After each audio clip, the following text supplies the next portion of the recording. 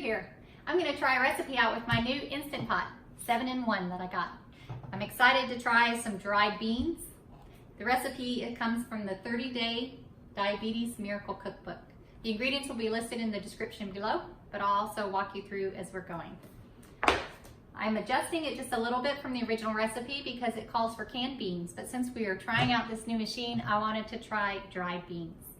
And also, I'm excited because with this machine, it's gonna cook everything up so well. I'm gonna skip the fat and leave the oil out and the sauteing. I'm gonna dump it all in and let it do its thing, because why not make it easier, right? And healthier. So I did a pound of dried beans, black beans, and I soaked them. You can either soak them overnight or you can do the quick soak on the stove. We'll dump those in. I've got 7.5 cups of water. We're just gonna dump our onions in. We had 1.5 cups of onions, a cup of red pepper, 1/2 cup of yellow pepper, and then we have a teaspoon of cumin, a tablespoon of chili powder, 1/2 teaspoon of dried oregano, just a pinch, 1/8 of a teaspoon of cayenne pepper. You can leave that out if you don't like the spice. Then we had 4 cloves of garlic chopped up. And the salt I increased since it wasn't canned beans, so we're putting in 2 teaspoons of salt. We're just gonna give that a little stir. Smells really good. Okay, get our lid on here. We have to turn the top thing to sealing. And then we want to do pressure cook, and about 8 minutes. It's on 8.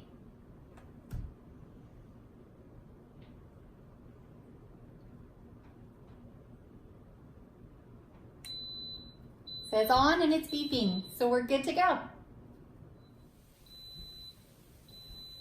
Yay, it's done. Okay, something to keep in mind when using a pressure cooker is that even though it only said 8 minutes to cook, let's stop that. Oh, it did.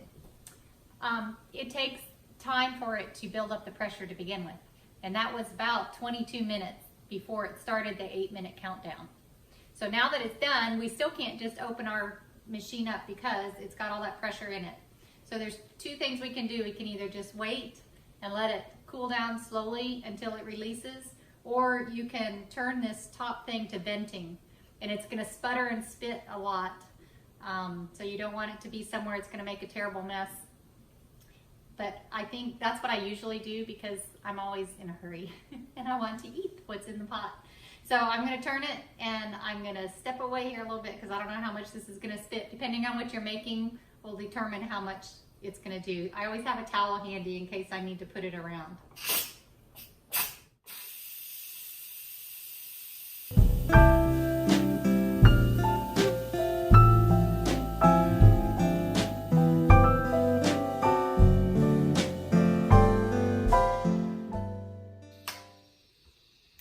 Okay. Sounded like our lid just released there. So remember when you do that, if you do the quick release, to not stand anywhere near the venting, because that's terrible, terrible hot heat and it would burn you really bad. So let's see if the beans got done.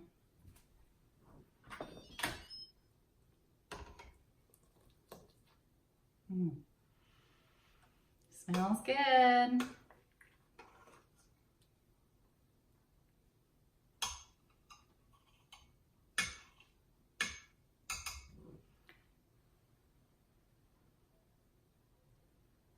I'm kind of nervous actually, because since I modified the recipe a little bit, I've made this recipe on the stove before with the canned beans and it's excellent. But I may need more seasonings for this.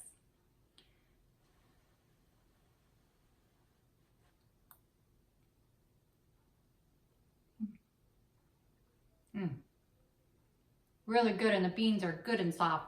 So that was just 8 minutes. Fantastic. Be sure to like the video and subscribe to the channel. Watch for some more Instant Pot recipes.